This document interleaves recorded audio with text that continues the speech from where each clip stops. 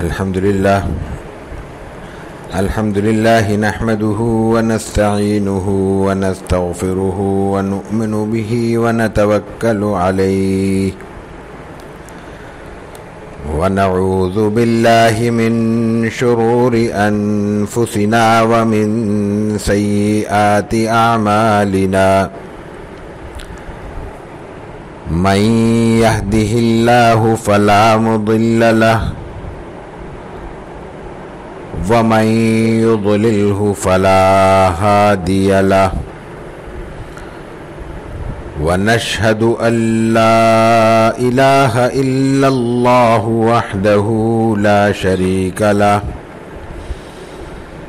ونشهد أن سيدنا وسندنا وحبيبنا ومولانا محمدا عبده ورسوله صلى الله تعالى على خير خلقه وبارك وسلم تسليما كثيرا كثيرا أما بعد فأعوذ بالله من الشيطان الرجيم بسم الله الرحمن الرحيم ولا تعاونوا على الإثم والعدوان وعن ابن مسعود رضي الله تعالى عنه قال قال رسول الله صلى الله عليه وسلم لا يبلغني أحد من أصحابي عن أحد شيئا فإني أحب أن أخرج إليكم وأنا سليم الصدر صدق الله العظيم وصدق رسوله النبي الكريم ونحن على ذلك لمن الشاهدين والشاكرين والحمد لله رب العالمين۔ الحمدللہ یہ ہماری ماہانہ سلسلے کی 97ویں نشست ہے، اور ہم نے گزشتہ کئی نشستوں سے جو ریاض الصالحین کا درس شروع کیا ہے، ان امور کا جن سے رسول اللہ صلی اللہ علیہ وسلم نے منع فرمایا ہے، اس سلسلے کا ایک باب جو صرف ایک حدیث پر مشتمل ہے، اور اس باب کے تحت جو حدیث مذکور ہے اس سے ہم نے آج کے درس کا آغاز کیا ہے۔ یہ باب ہے باب النہی عن نقل الحدیث وکلام الناس الی ولاۃ الامور اذا لم تدعو الیہ حاجتا کخوف مفسدہ ونحوہا، کہ ایسے موقع پر اس بات کا منع کرنا یا اس بات کی ممانعت، ایسے بات کو نقل کرنے کی ممانعت جو لوگوں کی باتیں صاحب اختیار اور صاحب اقتدار لوگوں تک پہنچائی جائیں اور بغیر وجہ کے پہنچائی جائیں۔ وجہ کی بھی وضاحت انہوں نے اپنے باب میں ہی کر دی کہ کخوف مفسدہ ونحوہا، کسی فساد کا خوف یا اس جیسی کوئی اور کیفیت ہو۔ اس سے دو باتیں ثابت ہوئیں جو ہم پچھلی نشست میں عرض کر چکے ہیں اور وضاحت سے عرض کر چکے ہیں کہ غیبت اس کیفیت کو کہتے ہیں جس کا کوئی فائدہ نہ ہو اور نقصان ہی نقصان ہو، اور وہ بات ایسی ہو کہ جس کی بات ہے، جس سے متعلق وہ بات ہے، اس کو بری بھی لگے۔ عمومی بات ہے، کسی کی خوبی ہے، کسی کی کوئی زندگی کا پہلو ہے، وہ نقل کیا جائے تو یہ برائی نہیں ہے۔ فلاں آدمی بہادر ہے، وہ ٹھیک ہے، ہوگا۔ فلاں عقل مند ہے، ٹھیک ہے، ہوگا۔ یا فلاں نے فلاں موقع پر یہ اچھی بات کی، یہ خوبی کی بات کی، وہ اچھی بات ہے۔ لیکن فلاں بخیل ہے، فلاں جھوٹا ہے، فلاں کرپٹ ہے، فلاں نالائق ہے، فلاں بزدل ہے، فلاں بھگوڑا ہے، یہ سب چیزیں غیبت میں آتی ہیں۔ قانون یہی ہے، قانون کا اصول یہ ہے کہ قانون عمومی ہوتا ہے، اور قانون کو اس نوعیت کے قوانین کو کہتے ہیں کہ یہ قاعدہ اکثریہ ہے، اس کا تعلق اکثریت پر ہوتا ہے۔ اس کا اطلاق اکثریت پر ہوتا ہے، لیکن اس میں کچھ قانونی ضرورتوں کے ہی تحت استثناء کیا جاتا ہے۔ بہت سی جگہوں پہ، بہت سے قوانین میں ہمارے ملک میں غیر شرعی یا شرعی، یہ اس وقت بحث نہیں، لیکن قانون کی مثال دینے کے لیے عرض کر رہا ہوں کہ بہت سے قوانین میں صدر پاکستان کو استثناء حاصل ہے، تو وہ قانون وہی ہے، صدر کو استثناء ہے۔ ارکان پارلیمنٹ کو ایک استثناء حاصل ہے، یعنی کسی پہ بھی کوئی ایف آئی آر کٹ جائے اس کو گرفتار کرنے کی مجاز ہو جاتی ہے، پولیس جب چاہے گرفتار کر لے، سوائے ارکان پارلیمنٹ کے کہ وہ اسپیکر کو یا چیئرمین سینٹ کو مطلع کرنا ہے، ضروری ہے کہ ہمارے اس پہ فلاں کیس ہے اور ہم اس کو گرفتار کرنا چاہتے ہیں، یہ قانونی طریقہ، یہ استثناء ہے۔ تو قانون کیا ہے کہ ہر وہ چیز جو کسی کو بری لگے، کسی کی غیبت پر، برائی پر مبنی ہو، وہ غیبت کہلاتی ہے اور غیبت حرام ہے، یہ قانون ہے، سوائے ان صورتوں کے۔ اب یہ استثناء شروع ہو رہا ہے جن میں کسی بھی شخص کا جس کے سامنے وہ برائی کی جا رہی ہے کوئی مفاد وابستہ ہو، اور مفاد سے مراد یہ نہیں ہے کہ اس کی ڈیل ہو رہی ہے دو دوستوں کی، دو پارٹنرز کی، اور خاموشی سے بتا دیں تیسرے کو کہ وہ اس سے کم میں ڈیل کر لے، یہ فائدہ مراد نہیں ہے۔ فائدے سے مراد ہے اس کو کسی بڑی دقت سے، نقصان سے، مشکل سے، آزمائش سے بچانا، اور اس میں خصوصاً اصحاب اختیار اور اقتدار کو بتانا مقصود ہوتا ہے۔ عام آدمی کو بتانا وہ بھی غیبت میں نہیں آئے گا، وہ غیبت میں ہی آئے گا، لیکن یہ کہ محتاط ہونے کے لیے بتایا جا رہا ہے۔ ایک بندہ ہے مارکیٹ میں، پچھلی بار مثال دی تھی ہم نے، کہا جا رہا ہے یار اس سے ذرا معاملات میں احتیاط کرنا، پیسے دبا لیتا ہے، دینے میں تنگ کرتا ہے۔ یہ تو ذاتی معاملہ ہو گیا نا، ایک آدمی کی دوسرے معاملے سے ڈیلنگ ہے، اس کو بتا دیا گیا۔ لیکن عام طور پر اس نوعیت کے مسائل میں اختیار اور اقتدار رکھنے والے حضرات کی حیثیت ملحوظ رکھنی چاہیے، یعنی جس کو بتایا جا رہا ہے وہ اس پر کوئی قدم اٹھا سکتا ہے، یا وہ نقصان سے بچانے کے لیے یا بچنے کے لیے کوئی کاوش کرنے کا اختیار رکھتا ہے۔ مثلا ہمیں معلوم ہوا کہ بھئی فلاں جگہ فلاں صاحب ہیں، وہ یہ غلط معاملے میں، ریاستی معاملے میں، حکومتی معاملے میں کسی غلط کام میں مصروف ہے۔ ابھی میں محلے میں بتاتا پھر فلاں آدمی ڈرگ بیچ رہا ہے، کیا پڑے گا فرق؟ کچھ بھی نہیں ہوگا۔ لیکن میں نے بتایا قانون نافذ کرنے والے ادارے کو، لا اینڈ آرڈر کی سچویشن جن لوگوں کے ہاتھ میں، ان کو بتایا، اب وہ کارروائی کر سکتے ہیں۔ اب یہ غیبت نہیں ہے، یہ غیبت نہیں ہے، ایک آدمی جرم کر رہا ہے اور اس جرم کی ہم نے وضاحت کر دی اور لوگوں کی نشاندہی کر دی کہ بھئی یہ صاحب ہے فلاں جگہ چھپ کر بیٹھے ہوئے کچی آبادی میں، یہ آگے انہوں نے چھاپا مارا، پکڑ لیا۔ لیکن میں اب یہ محلے میں لوگوں کو سوائے اس کے کہ اس کے نتیجے میں ایک ٹینشن، ایک نفرت، ایک فضا میں خوف پیدا ہوگا، کچھ کر تو نہیں سکیں گے، نہ میں کر سکتا ہوں نہ آپ۔ مجھے بتائیں ہم میں سے کون ہے جو کسی منشیات فروش سے لڑنے کی ہمت رکھتا ہے یا حوصلہ رکھتا ہے؟ تو ہمارا ایک دوسرے کو مطلع کرنا، اگر وہاں کوئی اس میں کوئی افادی پہلو ہے تو ٹھیک ہے، ورنہ اصل مقصود اس سے ہے ان لوگوں کو بتانا جو اس میں معاونت کر سکتے ہو، مدد کر سکتے ہو۔ یہ اس باب کی ہیڈنگ کی تھوڑی سی وضاحت تھی۔ اس میں جو روایت ہے، میں نے عرض کیا پہلے کہ ایک ہی روایت بیان کی ہے امام نووی رحمہ اللہ نے، اور وہ عبداللہ ابن مسعود رضی اللہ تعالیٰ عنہ سے مشہور صحابی ہیں۔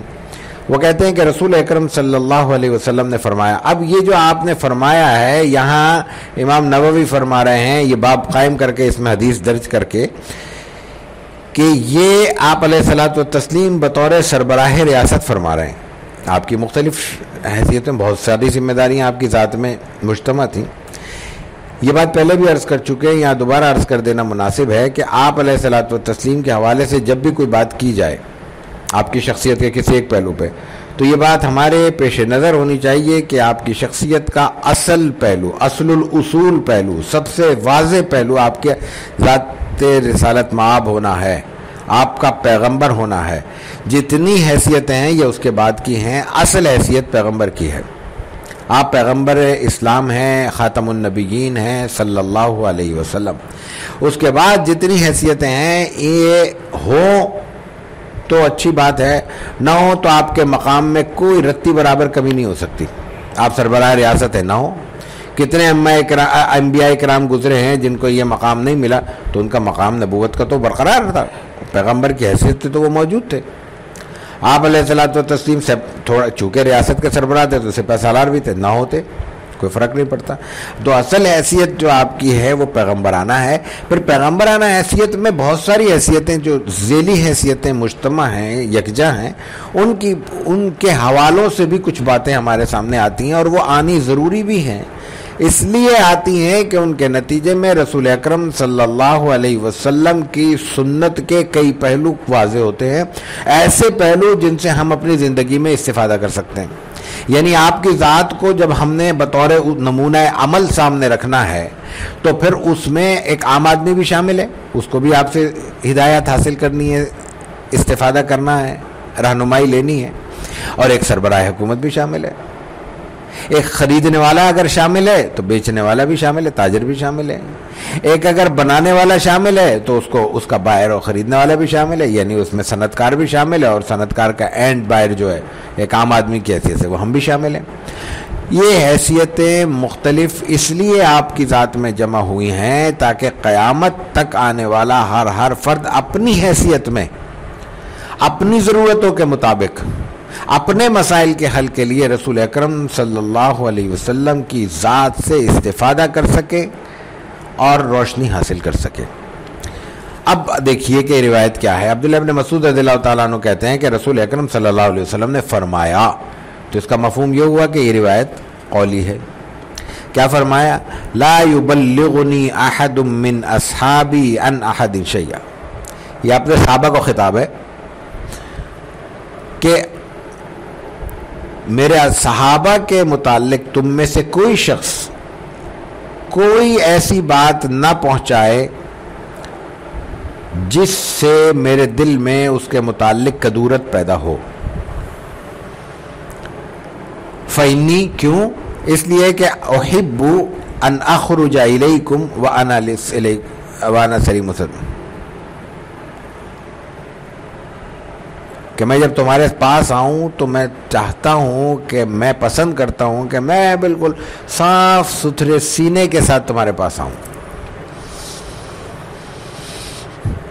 ایک اور روایت بھی ہے, بخاری شریف میں کتاب الایمان میں آتی ہے شروع میں. یہ آپ نے اپنے لیے فرمایا, وہ ہر مسلمان کے لیے فرمایا.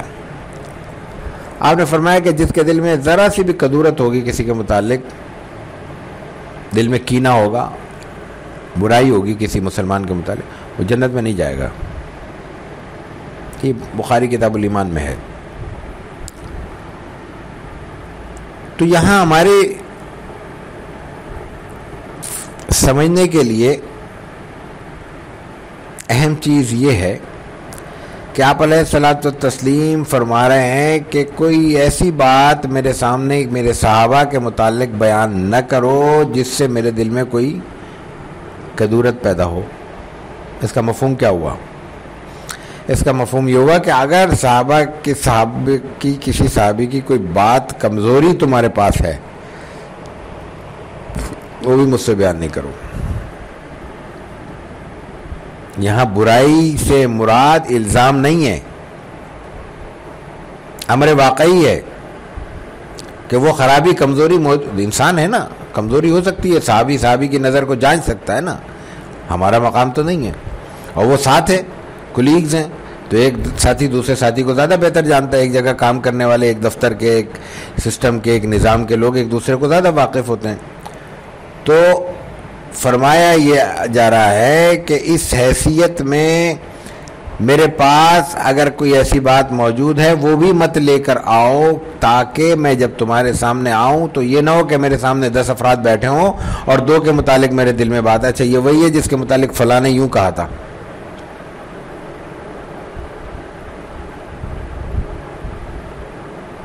لیکن یہ کب ہے؟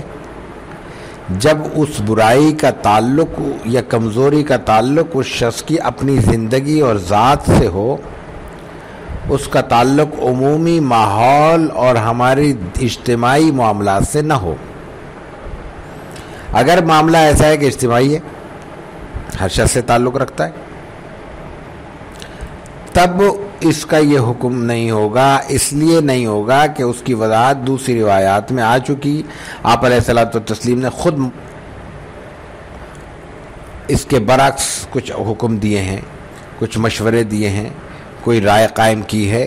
اور اس رائے کا اظہار کیا ہے جو گزشتہ نشست میں آ چکی ہے۔ تو یہ اس صورت میں ہے جیسا کہ انہوں نے ہیڈنگ لگائی کہ خوف مفسدہ و نحویہ، کہ خوف مفسدہ کی صورت میں یہ حکم نہیں ہے، فساد کا خوف، کسی برائی کے پھیلنے کا خوف، کسی شخص کے کسی آزمائش میں مبتلا ہونے کا خوف ہے تو برائی بیان کی جائے گی، مسئلہ بیان کیا جائے گا، بات بتائی جائے گی، کس کو؟ صاحب اختیار کو، رسول اللہ صلی اللہ علیہ وسلم کو بتائی جائے گی تاکہ آپ اس کو روک سکیں، اس کے نقصانات سے بچ سکیں۔ اور عام حالات میں حکم یہ ہوگا کہ آپ علیہ الصلوۃ والتسلیم کے سامنے بھی ایسی کوئی بات نہیں کی جائے گی، تو چونکہ آپ کے سامنے نہیں کی جائے گی تو پھر ہمارے سامنے بھی یہ بات نہیں کرنی چاہیے۔ عملی زندگی میں ہمارے ہاں یہ عام سی بات ہے کہ ایک دفتر میں اگر 10 افراد ہوں تو 10 کے 10 افراد ایک دوسرے کے متعلق گفتگو کریں گے اور غیر موجودگی میں کریں گے، اور 100 افراد ہوں تو 100 کے 100 افراد غیر موجودگی میں کریں گے، اور ان کی عام گفتگو کا تعلق ایسے معاملات سے ہوتا ہے جن سے دونوں فریق کا آپس میں کوئی رشتہ نہیں ہوتا۔ فلاں نے فلاں کے متعلق یوں کہا، بھائی کہتا رہے تیسرے کے متعلق کہا ہے نا، تمہارے متعلق کچھ کہا ہے، تمہیں نقصان پہنچائے گا نہیں، بس ختم کر دو، پھر جاؤ۔ فلاں کا یہ معاملہ ہے، فلاں لیٹ آیا ہے، اچھا آنے دو لیٹ، یار تم وقت پہ آئے تھے نا، اپنی حاضری لگاؤ، کام کرو، مینجمنٹ کا کام ہے وہ خود دیکھے گی۔ لیکن یہ ممکن نہیں ہے خصوصاً لوئر اسٹاف میں کہ وہ ایک دوسرے کی اس طرح کی برائی نہ کریں۔ اب یہ مینجمنٹ کی ذمہ داری ہوتی ہے کہ وہ اپنے اسٹاف کو اس سطح پہ لے آئیں کہ وہ ان برائیوں سے اپنے دامن بھی بچائیں اور کوشش کریں کہ اپنے اسٹاف کے دامن کو بھی اس سے محفوظ رکھیں۔ دوسرا باب منافق کے بیان میں آ رہا ہے، اس میں کچھ 3 روایتیں ہیں، یہ 2 روایتیں ہیں، اس میں یہ پیش کرتے ہیں۔ وعن ابی ہریرہ رضی اللہ تعالی عنہ قال قال رسول اللہ صلی اللہ علیہ وسلم تجدون الناس معادن خيارهم في الجاهلیة خيارهم في الاسلام اذا فقهوا وتجدون خيار الناس في هذا الشأن اشدهم كراهة له وتجدون شر الناس ذي الوجهين الذي يأتي هؤلاء بوجه وهؤلاء بوجه۔ یہاں منافقت کا بیان ہے، باب کا عنوان بھی رکھا ہے امام نووی نے، باب ذم ذی الوجہین، 2 چہروں والے شخص کی مذمت کا باب۔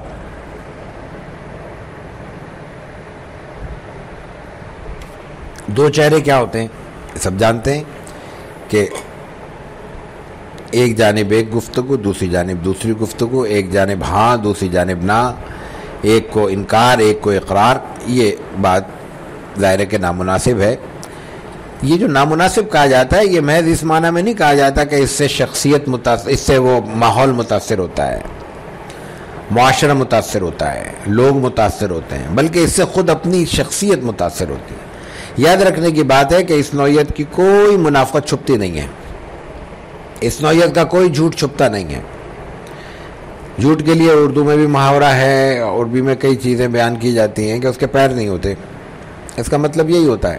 فارسی والے کہتے ہیں دروغ گو راہ حافظہ نہ باشد، منافق بھی جھوٹ بول رہا ہوتا ہے، دروغ گو جھوٹ بولنے والا، راہ حافظہ نہ باشد اس کا حافظہ نہیں ہوتا۔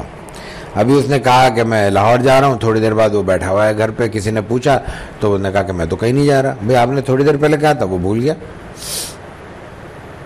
یہ جو کیفیت ہے جھوٹ کی، یہی کیفیت راسخ ہو کے انسان منافق بن جاتا ہے۔ آگے روایت میں آ رہا ہے یہی بات آ رہی ہے کہ منافق کی نشانیوں میں ایک جھوٹ بولنا بھی ہے۔ تو جھوٹ منافقت کی ایک قسم ہے۔ ذی الوجہین کہتے ہیں منافق کو۔ تو حضرت ابو ہریرہ رضی اللہ تعالیٰ عنہ اس روایت میں رسول اللہ صلی اللہ علیہ وسلم کے حوالے سے یہ بیان کر رہے ہیں کہ تم لوگوں کو، اس میں منافقت کے ذکر بھی ہے اور اس سے پہلے اچھے لوگوں کا ذکر ہے اور اچھی شخصیت کا ذکر ہے اور اس کی خوبیوں کا ذکر ہے کہ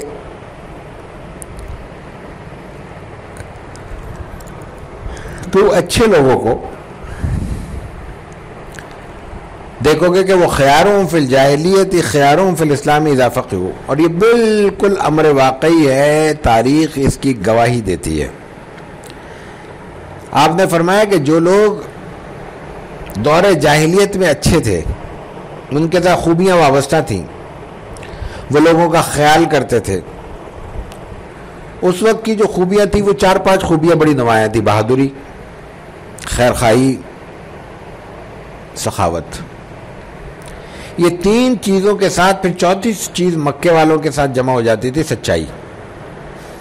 کام کے کھرے، مخالف تو ڈٹ کے مخالف، حمایتی تو کھل کر حمایتی، غیر جانبدار تو سامنے، سب کے سامنے غیر جانبدار، اور جو بات دل میں ہے وہ زبان پر ہے، کلیئر، واضح.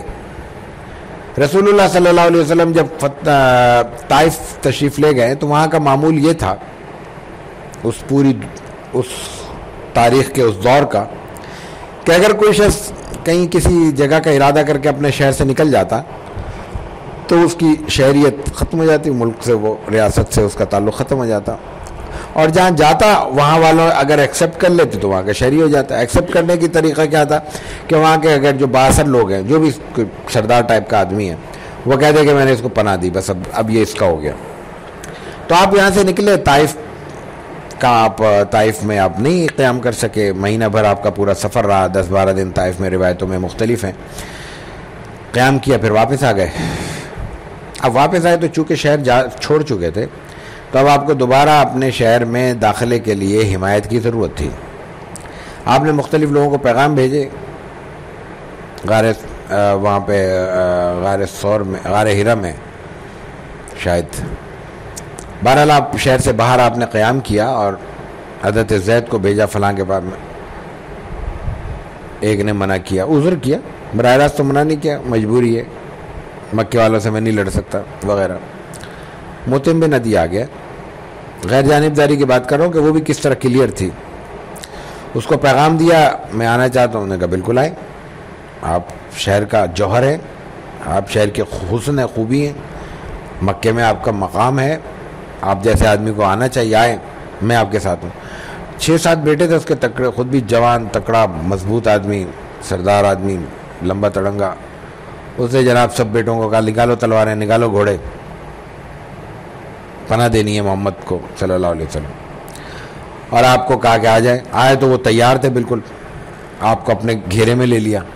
گھیرے میں لے کے آپ کو کیا بیت اللہ پہ لے آئے. بالکل مطلب تو اس طرح عمارتیں نہیں تھی نا، براہ راست جانور اندر آتے تھے، کوئی احاطہ ہی نہیں تھا. بیت اللہ میں آ کے آپ علیہ الصلوۃ والتسلیم کو انہوں نے کہا کہ طواف کریں ہم. یہ وہاں کی روایت تھی. آج تک سنت یہی ہے کہ بیت اللہ میں جانے کے بعد 2 رکعت نفل نہیں پڑھے جاتے ہیں، پہلے طواف کیا جاتا ہے، پھر طواف کے 2 گانا بعد میں پڑھا جاتا ہے. مسجد میں کہیں پہ بھی جائیں گے، مسجد نبوی سمیت، تو آتے ہی 2 رکعت پڑھنے، اگر نفل پڑھنے کا وقت ہے. اور بیت اللہ میں جانا ہے تو طواف کرنا ہے. اب پابندیاں ہیں وہ الگ بات ہے. تو آپ نے طواف کیا. طواف کرنے کے بعد، طواف کے دوران انہوں نے چاروں طرف اپنے بندے کھڑے کیے ہوئے، کوئی نقصان نہ پہنچائے. تو ابو جہل نے پوچھا کہ بھئی تم نے کیا ایمان قبول کر لیا ہے، ان کے امتی ہو گئے ہو؟ انہوں نے کہا نہیں، میں نے پناہ دی ہے. یہ ہے غیر جانبداری. ایمان دل میں نہیں اترا تو کھل کر کہہ رہے ہیں ایمان نہیں آیا. اور ایک شخص کے مقام کو تسلیم کرتے ہیں، ان کی اہمیت کو تسلیم کرتے ہیں، تو پورے مکے والوں کی مخالفت مول لے کر انہوں نے کھڑے ہو کے حمایت کا اعلان کر دیا. یہ مکے کی خوبی تھی. تو یہاں فرمایا یہ جا رہا ہے کہ جو جاہلیت کے دور میں اچھے تھے وہ ایمان لانے کے بعد بھی اچھے ہوئے. تو جتنے بڑے مکے کے لوگ ہیں یہ تمام پہلے غیر مسلم تھے، سوائے 3-4 افراد کے جو بالکل ابتدا میں مسلمان ہوئے مردوں میں. حضرت علی بچے ہیں، حضرت ابو بکر صدیق ہیں، پھر حضرت عثمان والے گئے ہیں، اور 3-4 صحابہ اور ہیں، ارقم ابن ابی ارقم ہے، حضرت عثمان ہیں، عثمان بن مظعون ہیں، عبداللہ ابن مسعود ہیں رضی اللہ تعالیٰ عنہ. یہ چند صحابہ ہیں جو پہلے مسلمان ہوئے. باقی آہستہ آہستہ ہوئے، رفتہ رفتہ ہوئے. حضرت عمر بعد میں ہوئے، مطلب کئی سال کے بعد، 5-7 سال کے بعد. حضرت حمزہ بعد میں ہوئے ہیں کئی سال کے بعد. تو ان میں، اور پھر بعض مدینہ منورہ ہجرت کے بعد مسلمان ہوئے ہیں.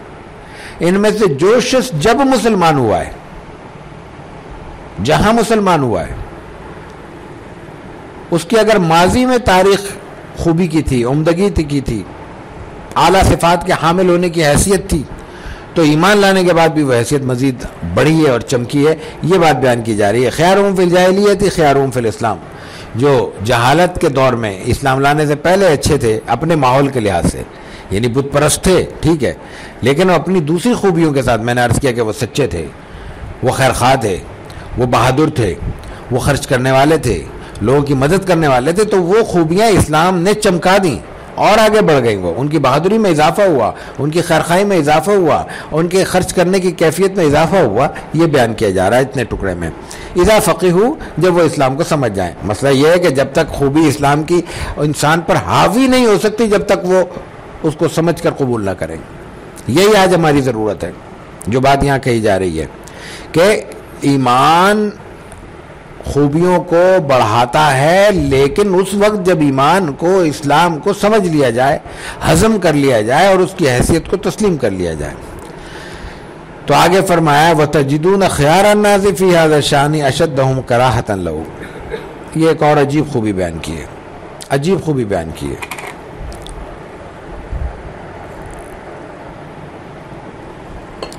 کہ جو اچھے لوگ ہیں، خیار الناس، ہمارے عام طور پہ کہا جاتا ہے اچھے لوگ اقتدار میں نہیں آتے، یہ عام طور پہ کہا جاتا ہے. اس کی وجہ یہ حضور نے بتا دی ہے، حدیث میں آتی ہے، یہ پڑھتے نہیں ہم. آپ نے فرمایا تجدون خیار الناس، تم لوگ، صحابہ کو خطاب ہے، خیار الناس، اچھے لوگوں کو تم دیکھو گے، پاؤ گے کہ وہ اس معاملے میں، فی ھذا الشان، اس معاملے میں، اس معاملے سے مراد حکومتی معاملات میں، ریاستی امور میں، عہدوں اور منصب کی جنگ میں، اقتدار کے معاملات میں، اشدہم کراہۃ لہ، سب سے زیادہ اس کو شدید ترین ناپسند کرنے والے ہوں گے. ان کا اپنا ذوق ہوگا، کوئی کمانے میں لگا ہوا ہے، کوئی خرچ کرنے میں لگا ہوا ہے، کوئی پڑھنے میں لگا ہوا ہے، کوئی تحقیق میں لگا ہوا ہے، کوئی کہیں پہ. اقتدار سے ان کو دلچسپی نہیں ہوگی. کیوں؟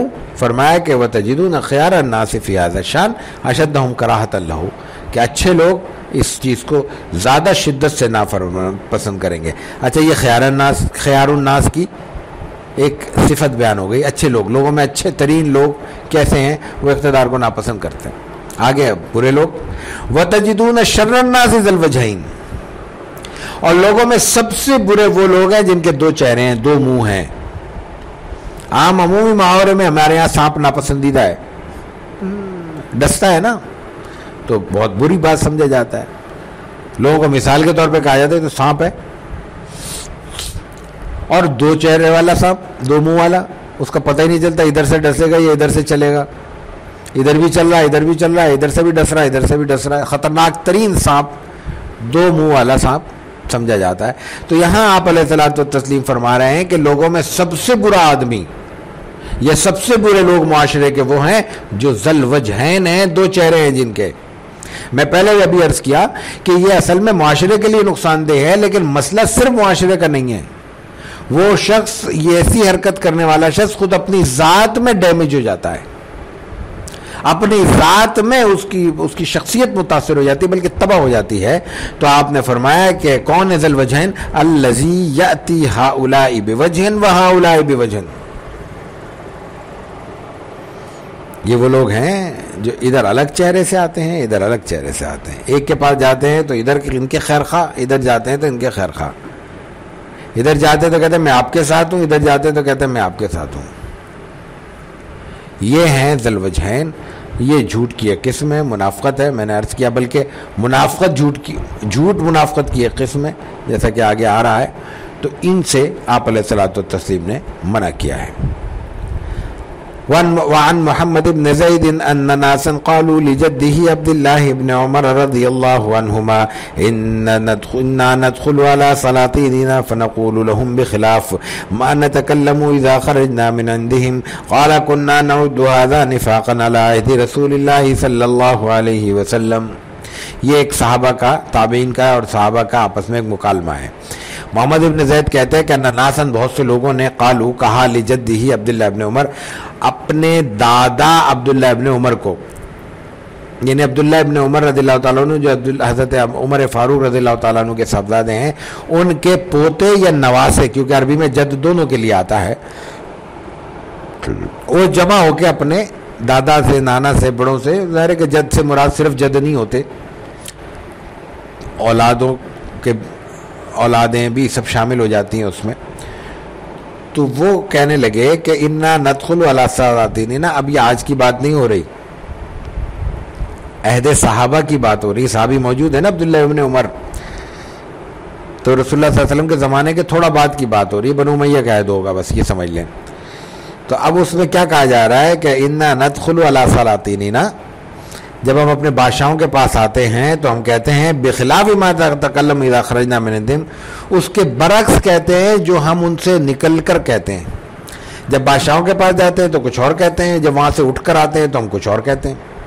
ہمارا مزاج بن گیا ہے کہ حکمرانوں کے پاس جا کے کچھ کہتے ہیں اور اپنے وہاں سے نکل کے کہتے ہیں. حکمران کہتے ہیں کہ آپ بڑی خدمت کر رہے ہیں،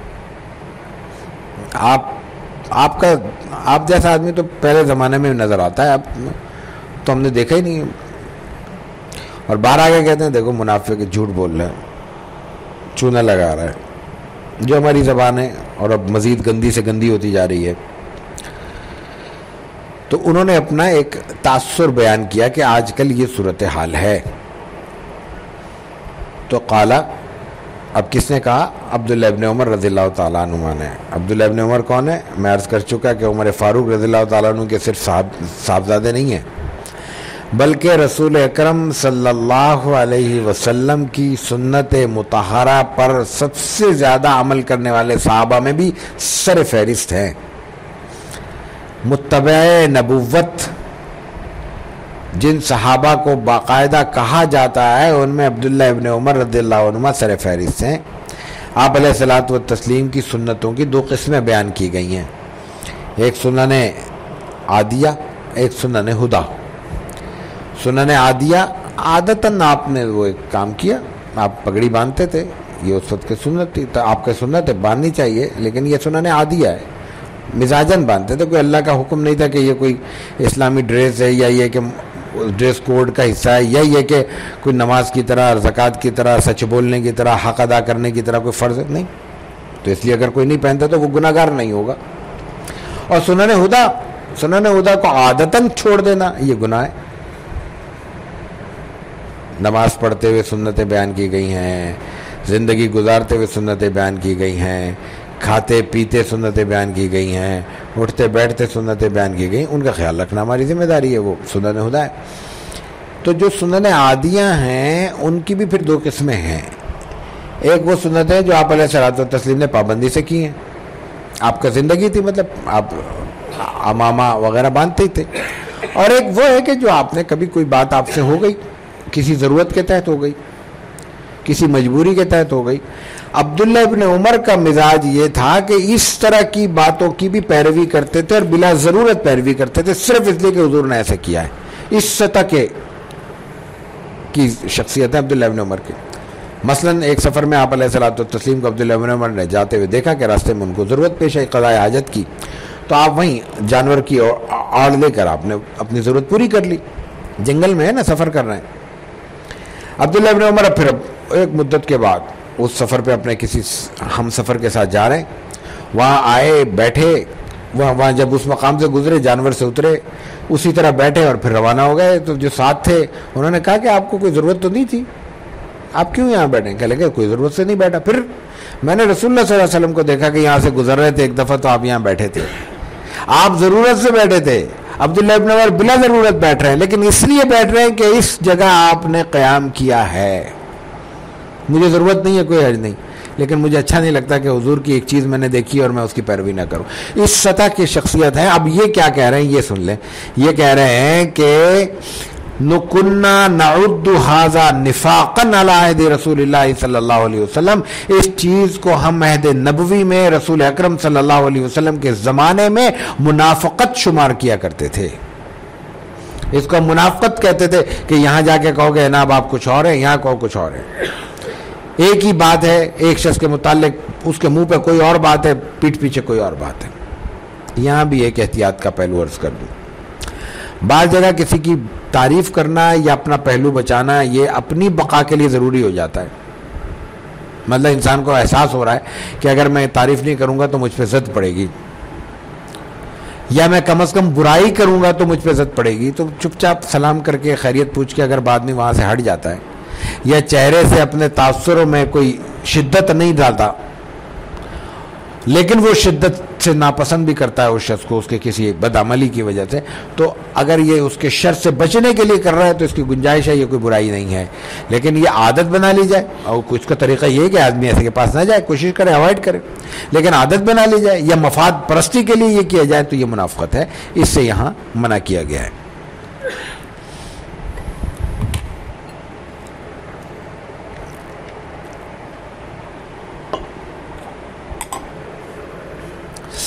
یہاں سے آگے ایک باب شروع ہو رہا ہے، باب تحریم الکذب۔ اس باب میں 4 روایتیں آج ہم پڑھ لیں گے، باقی ایک روایت بہت طویل ہے اور اس روایت کی ایک اور روایت اور مزید طویل ہے، شاید وہ ایک دن میں ہی ایک ہو سکے یا 2 ہو سکیں، تو وہ انشاءاللہ آئندہ نشست کریں گے۔ جو 2-3 روایتیں ہو جاتی ہیں وہ آج ہم پڑھتے ہیں۔ باب تحریم الکذب ہے۔ اب یہاں روایت عبداللہ ابن مسعود سے ہی ہے۔ وعن ابن مسعود رضی اللہ تعالی عنہ قال قال رسول اللہ صلی اللہ علیہ وسلم ان الصدق یہدی الی البر وان البر یہدی الی الجنہ وان الرجل لیصدق حتی یکتب عند اللہ صدیقا وان الکذب یہدی الی الفجور وان الفجور یہدی الی النار وان الرجل لیکذب حتی یکتب عند اللہ کذابا۔ ابن مسعود سے روایت ہے رضی اللہ تعالیٰ عنہ کہ آپ علیہ الصلوۃ والتسلیم نے فرمایا کہ ان الصدق یہدی الی البر، سچائی صرف یہ نہیں ہے کہ وہ سچ بولنے کو کہتے ہیں، بلکہ سچائی کا ایک اور فائدہ یہ ہے کہ وہ انسان کو نیکیوں کی طرف لے جاتی ہے۔ اس کے برعکس برائی کی طرف جانے والا راستہ جھوٹ سے ہو کر جاتا ہے۔ جب انسان جھوٹ کے راستے پر چلتا ہے تو صرف جھوٹ کی برائی اس کی زندگی میں نہیں آتی، اس کے گلے نہیں پڑتی، بلکہ مزید برائیوں کا بھی وہ حصہ بن جاتا ہے۔ اسی طرح اگر سچ کے راستے پہ چلتا ہے تو مزید نیکیوں کا راستہ اس کے لیے کشادہ ہوتا چلا جاتا ہے۔ کیوں؟ ان الصدق یہدی الی البر، سچائی خود نیکی کی طرف انسان کی رہنمائی کرتی ہے۔ اور وَإِنَّ الْبِرَّ يَهْدِي إِلَى الْجَنَّةِ، اور نیکیاں کیا ہیں؟ نیکی کے راستے پہ انسان اگر چل پڑے تو وہ یہ اس کی جنت کی طرف رہنمائی کرتی ہے۔ تو سچ بولنا در حقیقت جنت کا راستہ ہے۔ اور آگے فرمایا کہ وَإِنَّ الرَّجُلَ لَيَصْدُقُ، ایک آدمی کا مزاج ہے کہ وہ سچ بولتا ہے اور مسلسل سچ بولتا ہے، تو اللہ کا یہ کرم ہوتا ہے کہ اس کو جو ہے نا عند اللہ صدیقہ لکھ دیا جاتا ہے، اس کو سچا لکھ دیا جاتا ہے، انتہائی سچ بولنے والا لکھ دیا جاتا ہے۔ اور جب اللہ کا اصول یہ ہے کہ ایک جگہ ایک بندے کو ایک بات لکھ دی جائے تو اس کے بعد پھر تبدیل نہیں ہوتا، لکھ دیا گیا سچا ہے تو وہ قیامت تک سچا رہے گا۔ اور جو اللہ کے یہاں سچا ہو گیا تو اللہ کے رسول فرما رہے ہیں صلی اللہ علیہ وسلم کہ ان الصدق یہدی الی البر وان البر یہدی الی الجنہ، تو سچا ہونے کا مطلب یہ ہے کہ وہ بندہ اللہ کے ہاں جنتی قرار پا گیا، یہ ہے اصل بات۔ اور آگے فرمایا وَإِنَّ الْكَذِبَ يَهْدِي إِلَى الْفُجُورِ، جھوٹ انسان کو برائیوں کی طرف لے جاتا ہے، گناہوں کی طرف لے جاتا ہے، نافرمانیوں کی طرف لے جاتا ہے۔ وَإِنَّ الْفُجُورَ يَهْدِي إِلَى النَّارِ، اور فجور کیا کرتا ہے؟ گناہ کیا کرتے ہیں؟ نافرمانیاں کیا کرتے ہیں؟ برائیاں کیا کرتی ہیں؟ انسان کو آخرکار دوزخ کی طرف دھکیل دیتی ہیں۔ تو فرمایا کہ وَإِنَّ الرَّجُلَ لَيَكْذِبُ، اور جھوٹا آدمی مسلسل جھوٹ بولتا ہے یہاں تک کہ اللہ کے ہاں عند اللہ کذابا، اس کو جھوٹا ترین شخص لکھ دیا جاتا ہے۔ اور جب جھوٹا لکھ دیا جائے تو پھر اس کا مطلب یہ ہے کہ اس کے لیے جنت کے دروازے بند ہو گئے اور دوزخ کے دروازے اس کے لیے کھول دیے گئے ہیں۔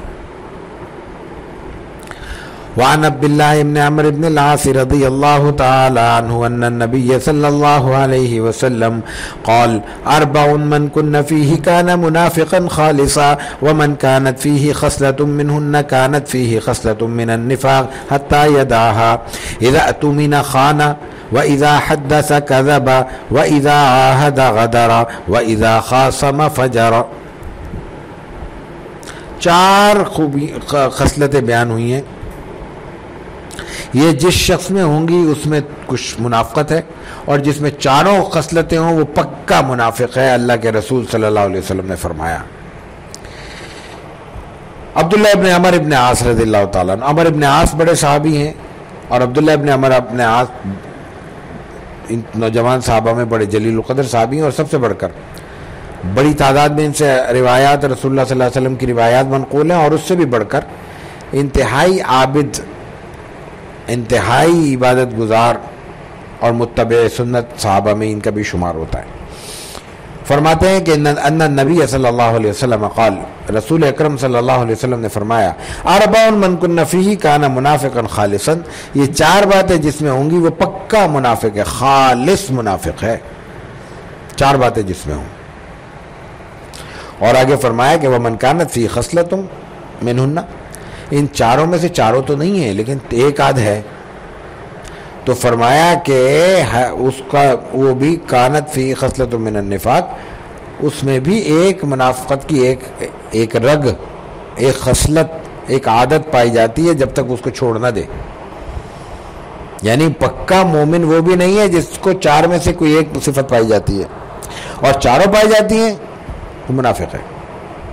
اس کا مفہوم یہ ہے، اسے مراد وہ نہیں ہے کہ غلطی سے کوئی ایک آدھ بات بد معاملگی سرزد ہو گئی، بات کے خلاف سرزد ہو گیا، کوئی بات امر واقع کے خلاف صادر ہو گئی، نہیں، مطلب عادتاً وہ یہ کر رہا ہے، معمول اس کا یہ جھوٹ بولنا ہے، معمول اس کا دھوکہ دینا ہے، تو وہ شخص اگر 4 خرابیاں اس کے اندر ہیں تو وہ پکا منافق ہے، اور کوئی ایک ہے خرابی تو وہ اس میں ایمان میں کمزوری کی علامت ہے۔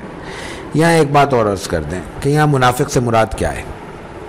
منافق 2 طرح کے ہیں، یہ گزشتہ نشست میں ہم عرض کر چکے ہیں۔ ایک منافق ہے ایمان کا منافق، اور ایک منافق ہے عمل کا منافق۔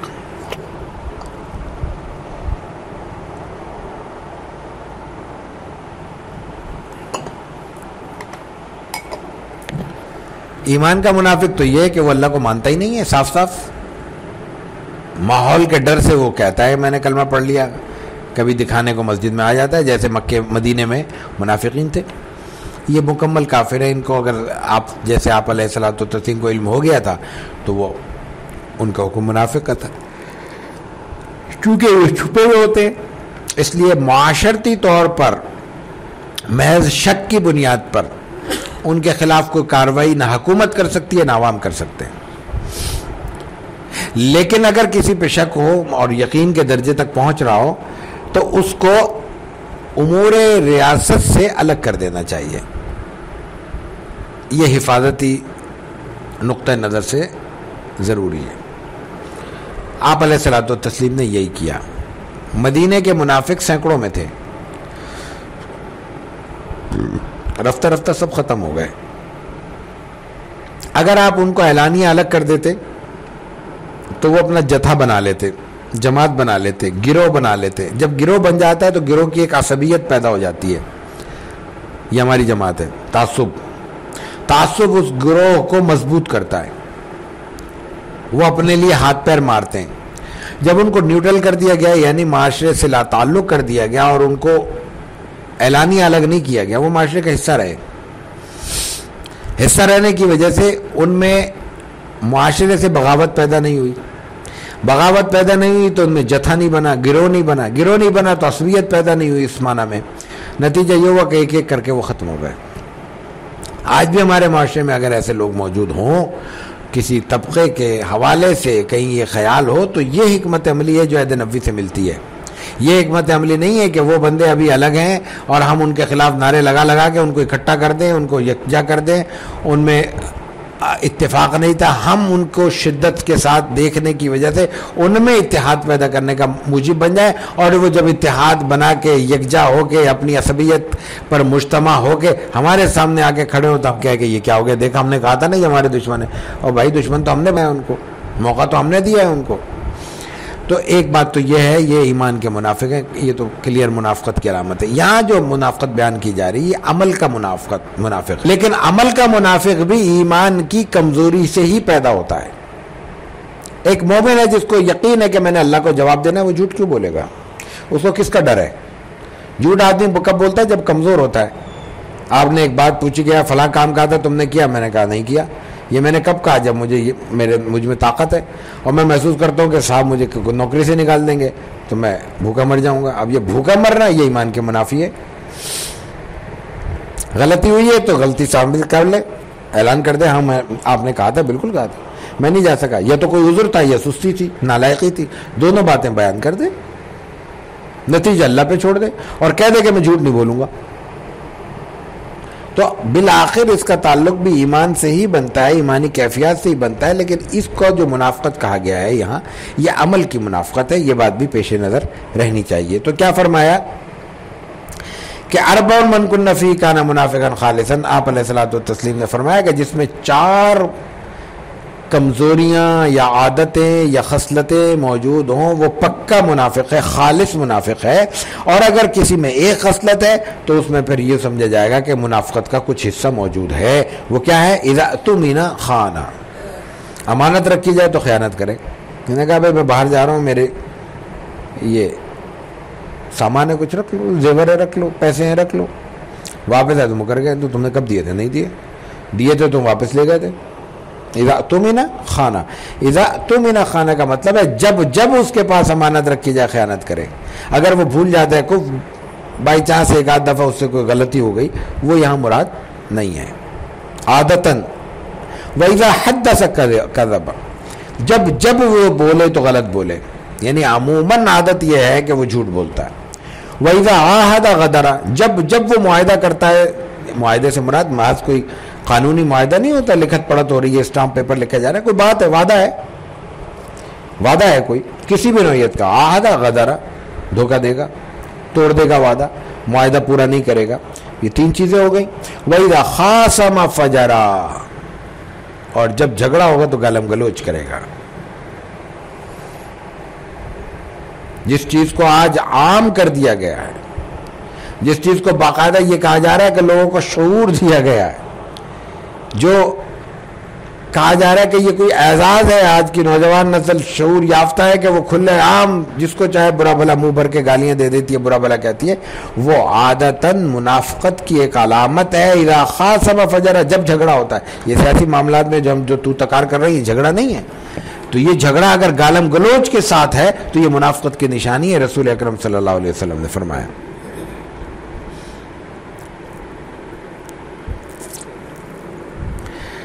وعن ابن عباس رضی اللہ تعالی عنہما عن النبی صلی اللہ علیہ وسلم قال من تحلم بحلم لم يره كلف ان يعقد بين شعيرتين ولن يفعل ومن استمع إلى حديث قوم وهم له كارهون صب في أذنيه العنق يوم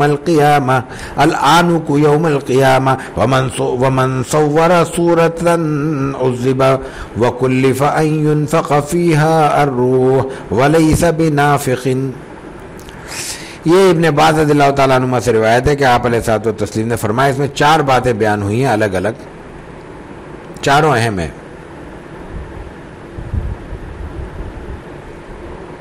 3 باتیں بیان ہوئی.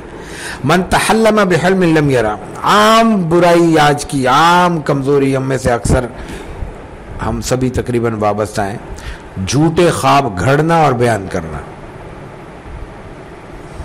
واضح لفظ رسول اکرم صلی اللہ علیہ وسلم کی اور واضح روایت ہے رسول اللہ صلی اللہ علیہ وسلم کی, بخاری شریف کی روایت ہے, ابو داؤد کی روایت ہے, ابن ماجہ کی روایت ہے, امام احمد نے نقل کی ہے. یہ اتنی بڑی روایت ہے یہ کہ, اور پھر ابن عباس جیسے راوی ہیں رضی اللہ تعالیٰ عنہما, آپ نے فرمایا کہ جو جھوٹا خواب بیان کرتا ہے, جو اس نے نہیں دیکھا, اس کی سزا اس کو آخرت میں یہ ملے گی کہ کلف ان یعقد بین شعیرتین, جوئیں ہوتی ہیں نا بالوں میں پڑی ہوئی, 2 جوؤں کو پکڑ کے ان کو آپس میں گرا دینے کا حکم دیا جائے گا. ان یعقد بین شعیرتین, پکڑ کے گرا تو کیسے دے گا؟ ممکن نہیں ہے. ولن یفعل, حضور نے خود کہہ دیا یہ ممکن ہی نہیں ہے, تو سزا مکمل ہی نہیں ہوگی, مسلسل سزا میں رہے گا. ایسی کئی روایتیں آتی ہیں, کئی سزائیں ایسی حدیث میں آتی ہیں. اس کا مطلب یہ بھی ہوتا ہے کہ وہ سزا مسلسل جاری رہے گی کیونکہ سزا مکمل ہی نہیں ہوئی. اب ایک شخص کو کہا گیا بھائی 2 سال کی سزا ہے, 2 سال کاٹ لیا, سزا پوری ہو گئی. ایک شخص کو کہا گیا بھائی تمہیں 100 کروڑوں کی سزا ہے, 100 کروڑ کھا لی اس نے, جو بھی تکلیف ہوئی بہرحال وہ سزا پوری ہو گئی. لیکن کہا جا رہا ہے 2 جوؤں میں گرا ڈالو, گرا ڈال ہی نہیں سکتا, گانٹھ پڑے گی نہیں تو سزا پوری نہیں ہوگی. سزا پوری نہیں ہوگی تو وہ مجرم مسلسل جرم, حالت جرم میں رہے گا. سزا پوری ہو جائے تو مجرم کا جرم ختم ہو جاتا ہے, سزا پوری ہو جاتی ہے, وہ بری ہو جاتا ہے. پہلی بات, جھوٹا خواب. اتنا بڑا عذاب ہے، اور وہ جھوٹا حضور پہ ہو، بزرگوں پہ ہو، تو کتنی بڑی تہمت ہوگی۔ ومن استمع الى حدیث قوم وهم له کارہون، اور اگر کوئی شخص ایسا ہے، یہ دوسری بات ہو رہی ہے کہ وہ لوگوں کے کان لگا کے کوئی باتیں سنتا ہے اور ذاتی باتیں سنتا ہے اور ایسی باتیں سنتا ہے کہ لوگ اس کو چاہتے ہیں کہ یہ لوگ نہ سنیں۔ بھائی دو آدمی، دو دوست ہیں، دو بھائی ہیں، دو رشتہ دار ہیں، دو پارٹنر ہیں، اپنی کوئی ذاتی بات کر رہے ہیں، کونے میں کھڑے ہو کے ہم کان لگا رہے ہیں، کیا کہہ رہے ہیں، اور وہ یہ چاہ رہے ہیں کہ کوئی اور نہ سنے۔ ہر آدمی کو حق حاصل ہے، یہ پرائیویسی ہے، مجھے حق ہے کہ میں کوئی بات آپ سے کروں، آپ سے نہ کروں، آپ سے کروں، آپ سے چھپاؤں، مجھے حق ہے، بشرطے کہ وہ بات آپ کے متعلق نہ ہو، چھپا سکتا ہوں میں۔ اب وہ میں ناپسند کر رہا ہوں اور تیسرا آدمی کان لگا کے سن رہا ہے، تو فرمایا کہ صب فی اذنیہ العنق فی یوم القیامہ، قیامت کے دن اس کے کانوں میں سیسا، پگھلا ہوا سیسا ڈالا جائے گا کان لگا کے سننے والوں کے لیے۔ دو باتیں ہو گئیں، اور تیسری بات یہ ہے کہ ومن صور صورتا عذب وکلف ان ينفخ فیہ الروح وليس بنافق، اگر کوئی شخص صورت بناتا ہے، تصویر بناتا ہے، مصور ہے، صورتاً، پوری صورت، مکمل صورت، تو اسے عذاب دیا جائے گا، اور اس کو اس بات کا پابند کیا جائے گا کہ جو صورت بنائی تھی اس میں تم روح پھونکو، روح ڈالو، اور ولیس بنافق، روح تو ڈالنا اللہ کا اختیار ہے، بندہ ڈال ہی نہیں سکتا، اس کی بھی سزا پوری نہیں ہوگی، ڈال ہی نہیں سکتا۔ یہ تصویر کا حکم ہے۔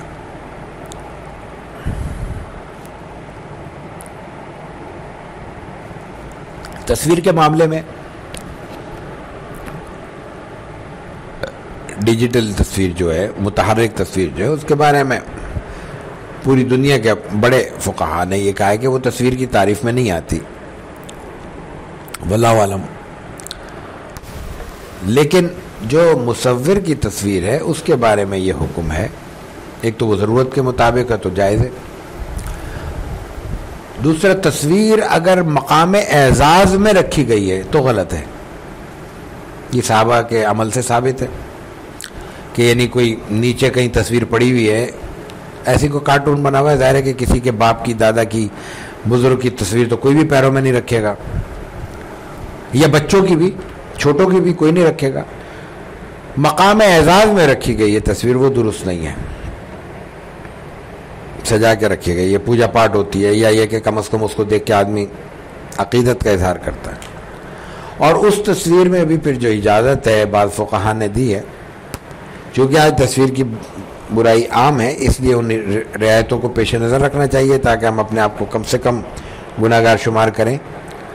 وہ یہ کہ وہ تصویر اتنی اتنی بڑی ہو، اتنی مکمل ہو، اتنے وجود کی ہو جتنا وجود انسان کا زندہ رہ سکتا ہے، مطلب اتنی ہے، وہ تصویر شمار نہیں ہوگی، کیونکہ اتنا وجود تو زندہ نہیں ہوتا، مکمل ہونی چاہیے۔ بعض حضرات نے یہ کہا ہے کہ اس سے مراد مجسمہ سازی ہے، کیونکہ یہ جو تصویر کاغذ سے بنائی جاتی ہے اس کو بھی زندہ کی علامت نہیں کہا جا سکتا، یہ تو وجود ہی ہے، کاغذ سے پتلا سا، انسان کا وجود تو پورا چاروں جہتیں رکھتا ہے نا، موٹا بھی ہے، گہرا بھی ہے، تو اس سے مراد وہ کہتے ہیں کہ مجسمہ ہے، وہ بھی مکمل مجسمہ۔ اگر ادھورا ہے، جیسے میں نے کہا آدھا ہے، تو آدھا وجود، چونکہ آدھا دھڑ انسان کا زندہ نہیں رہتا، یا شکل نہیں ہے، کوئی اور چیز بنی ہوئی ہے۔ پھر اس میں جو جاندار ہیں وہ تمام کا حکم ایک ہے، یعنی یہ حکم صرف انسان کے لیے نہیں ہے، شیر کے مجسمے کا بھی یہی حکم ہوگا، گیدڑ کے مجسمے کا بھی یہی حکم ہوگا، مچھلی اور لومڑی کے مجسمے کا بھی یہی حکم ہوگا۔ یہ بات اس روایت میں بیان کی گئی ہے۔ وعن ابن عمر رضی اللہ تعالی عنہ قال قال النبی صلی اللہ علیہ وسلم افر الفرا ان یرى الرجل عینیہ ما لم تریا۔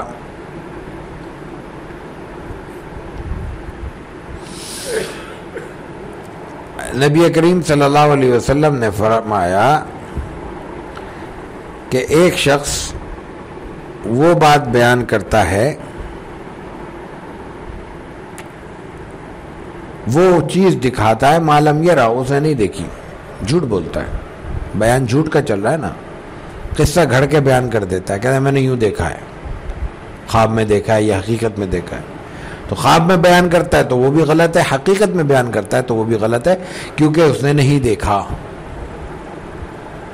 وہ بات اس کی نظر سے نہیں گزری، وہ بات اس کے سامنے نہیں آئی، اور وہ کہہ رہا ہے میں نے دیکھا ہے، اور اگر دیکھا ہے پھر بیان کرتا ہے تو وہ درست ہے، وہ چاہے خواب میں دیکھا ہو چاہے حقیقت میں دیکھا ہو۔ لیکن خواب کی بات کو حقیقت کہنا، حقیقت کی بات کو خواب کہنا، یہ بھی غلط بیانی ہوگی، یہ بھی جھوٹ کی ایک قسم ہوگی۔ تو میں نے عرض کیا کہ آگے جو روایات ہے وہ ذرا طویل ہیں، تو انشاءاللہ پھر اگلے درس کو یہاں سے شروع کریں گے۔ وآخر دعوانا ان الحمدللہ رب العالمین۔